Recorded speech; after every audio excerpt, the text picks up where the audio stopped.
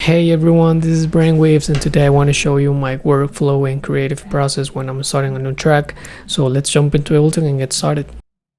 So for me, when it comes to creative process and having like a good workflow, the most important part is to have your idea nailed down in your DAW ASAP. It doesn't have to be like completely polished. So what I do to try and help to have ideas quickly is having separate sound design sessions. So for example, this is a folder with a ton of my own sound design. I've been doing a lot of sound design in Vital, the VST, and I have like mini projects, and I do like small drops, and then I take out every bass sound of every sound that I design in the session and I resample it. So this is one session that I had, and these are the sounds that I came up with.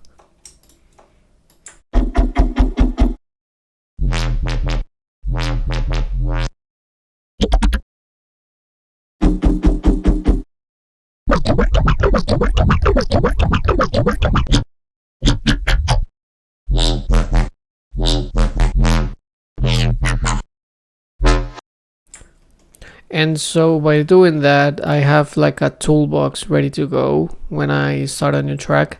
I've been doing that. I've been also doing like granular sound design. I've been doing like bass one shots that I also resample. Something to basically spark creativity.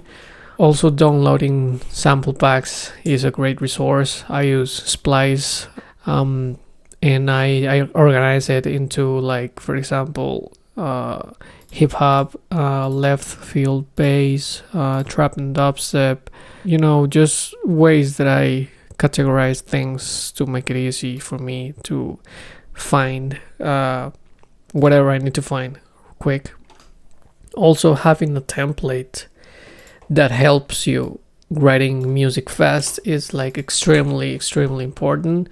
Let me explain my template a little bit. It's basically 3 main groups. All the drums. I would obviously be adding more as I progress through the track, but basically having like this structure ready. So here goes all my drums. It's pretty self-explanatory. Here goes all the synths that I do. I have a sub bass already ready to go, some audio clips in here, and then I have in here some another group for like my fills effects, and I do have a group just for guide tracks. That's something that I will go through in a bit, but I have one group just to put guide tracks in here. I have one resampler channel, which basically means that this channel is just set to resample everything, and I have it with this thing in here, the record thing, ready to go. So if I want to resample something really quick, I can do it.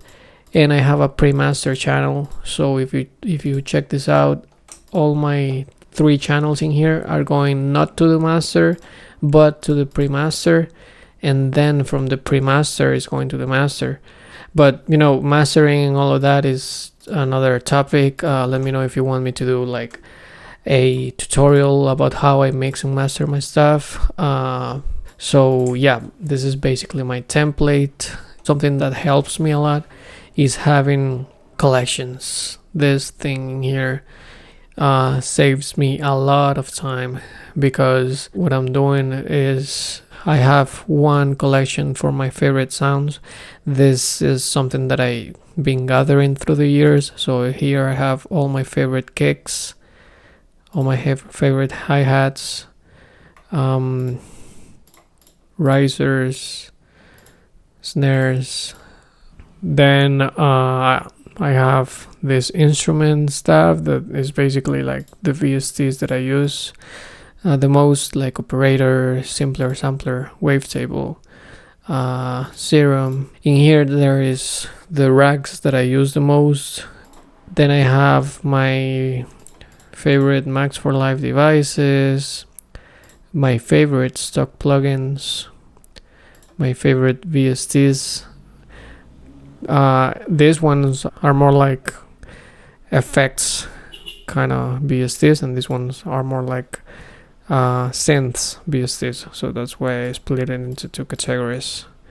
And my own sound design. Some of these are some of the same that I showed in here, but I have some other things in here. I have like some drop ideas that I have from another projects that I maybe didn't end up using into that project or whatever, so I can like recycle them. I also have all my finished projects. This is something that I mentioned in a YouTube tutorial that I did for Hybrid Trap. Something that I do is for every song that I finish, I stem it out and I put it into this folder.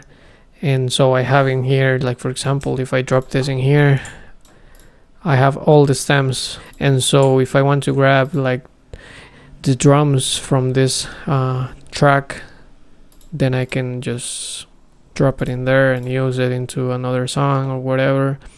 So that's really helpful as well. I would recommend everyone to do that. Just when you finish a track, stem it out, put it into a folder like this, be organized. Being organized is key. Oh, something else is that I have, if you notice in here, there is like rank. You can right click and put rank in here. And what that means is that this will be organized by how much you use a sample. So yeah, using the rank function in here, the rank sort, it's pretty useful. Oh, another tip that I think some people don't know about is that you can have like customized MIDI channels, if that makes sense. Let me explain myself. So if I go in here and insert an audio track, you can see that as soon as I insert it, I have something like it's not empty, which means that it's gonna save time for me, because I know that for every track I want like an EQ, and I want to turn down the volume because this is the way that it mix. So that's pretty helpful, and I will show you how to do that. Let's say that this would be like your default audio track when you start Ableton. So let's say that you want an EQ and you want a auto pan for some reason. Then what you do is just right click on the audio clip and save as default. Every time you insert a new audio track, it will have this effect on every single time. You can do the same with a MIDI track, and it's the exact same process. You just right click and save as default MIDI track. You can do the same with plugins. If I grab this AQ8, you can see that it has this low cut already, and that's because I know that most of the time I want to cut the low end on my synths. So the way you do that is just, let's say that for every EQ that you drag into your channels, you want to do the same, but at, I don't know, at 150. Then you right click and you save as default preset. And now every time that you drop a EQ8, it will have this value and this filter on and everything. So this saves a lot of time as well.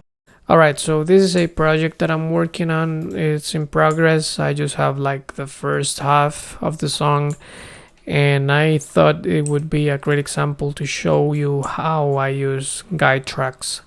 So for this song in particular, I was looking for a certain vibe, and when I use guide tracks, I tend to like mimic the beat pattern and the structure of the drop, because I normally start with the drop on my songs. So this is the guide track. I will just play a tiny bit.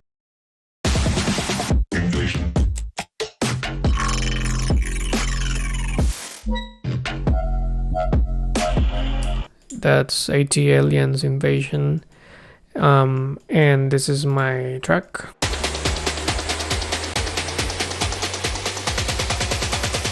Locked behind that door.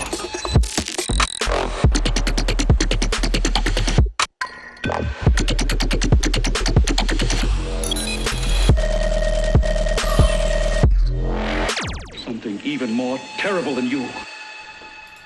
Okay, so for this track I basically copy and paste the exact same beat pattern. If I solo the drums and I put this track, you will see that it's following the same pattern.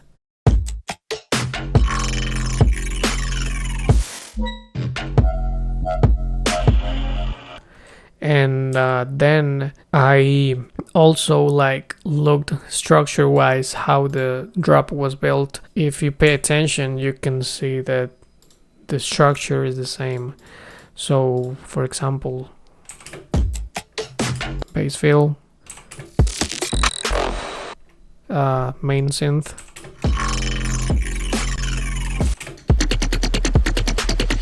another bass fill,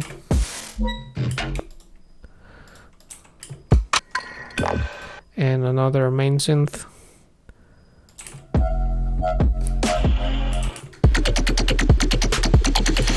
and so on. That's something really useful when you're maybe lacking a bit of creativity and you don't know what to do. And I don't think that this is kind of like cheating or something like that, because you know the songs sound completely different, and this is all of my own sound design, and I'm just grabbing like the fundamentals of a structure and beat pattern and putting it into my own track. Most of the time I actually change like the drum pattern, but in this instance it just worked really well with the vibe that I was going for, so I stuck with it. So I don't think there's anything wrong with that. And yeah, then when I finish with the drop, I just start going backwards and I create a build up. Sometimes what I do, if I'm kind of lazy and I just want to test out the drop, I may just use the guide track build up as a placeholder, and I'll just play like the guide track build up into my own drop and see how that sounds, just to know if the energy is matching or if I'm lacking energy in there. So yeah, that's something that you could also do. Then I go and create my intro. For this track I used this another guide track for the intro because I liked like the vibe that it has in the intro. It sounds like this.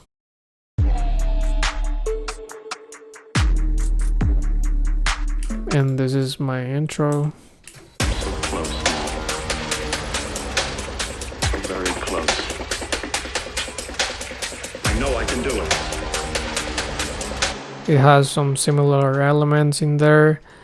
Yeah, that's how I work basically. So I think that's it for this video. I hope you guys learned something, and yeah, let me know what else you would like to see in the channel. I would appreciate that, and thank you all for watching. That's it. Hope you learned something, and if you did, please subscribe and leave a comment, and I'll see you soon.